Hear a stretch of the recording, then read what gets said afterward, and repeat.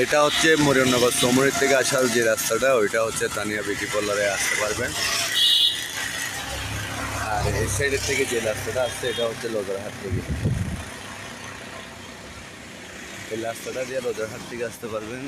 আমি এখন বর্তমানে বিউটি পার্লারের সামনে অবস্থানে আছি, দেখতে পাচ্ছি।